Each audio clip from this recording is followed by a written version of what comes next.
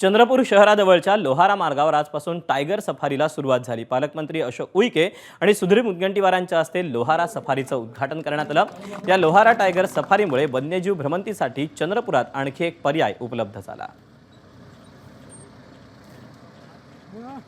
चंद्रपूर जिल्ह्यात आजपासून एका नवीन टायगर सफारी मार्गाची सुरुवात झालेली आहे। लोहारा टायगर सफारी असं या मार्गाचं नाव आहे। जवळजवळ 35 किलोमीटरचा हा पूर्ण सफारी मार्ग आहे आणि या मार्गाची विशेषता म्हणजे चंद्रपूर शहरापासून या सफारी गेटचं अंतर जे आहे ते अवघं 1 किलोमीटर आहे। मूळ मार्गावर हे गेट आहे। विशेष म्हणजे या भागात आपण जर पाहिलं तर वाघ, बिबट, अस्वल, चितळ, सांबर यासारख्या वन्य प्राण्यांची बहुतायत आहे। काही वर्षांआधीच एक जो सर्वे झाला होता त्यामध्ये या भागात जवळजवळ 22 वाघ असल्याचं निष्पन्न झालं। यावरून तुम्ही एक अंदाज बांधू शकता की या भागात किती मोठे वाघ आहे आणि इतरही वन्य प्राणी आहे।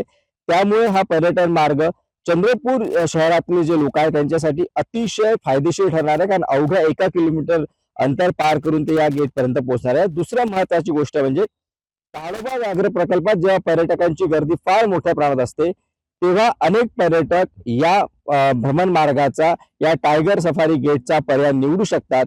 हे सुद्धा एक महत्त्वपूर्ण आयाम जो आहे तो या टायगर सफारी गेटचा आहे। त्यामुळे आज माजी वनमंत्री सुधीर मुनगंटीवार आणि जिल्ह्याचे पालकमंत्री डॉक्टर अशोक उईके यांच्या हस्ते या गेटचं उद्घाटन करण्यात आलं आणि साधारण 2 ते 3 दिवसानंतर वेबसाईटवर याची बुकिंग सुद्धा अवेलेबल होईल आणि नंतर पर्यटक या मार्गाने टायगर सफारी करू शकणार आहे। सारंग पांडे, एबीपी माझा, चंद्रपूर। एबीपी माझा, उघडा डोळे बघा नीट।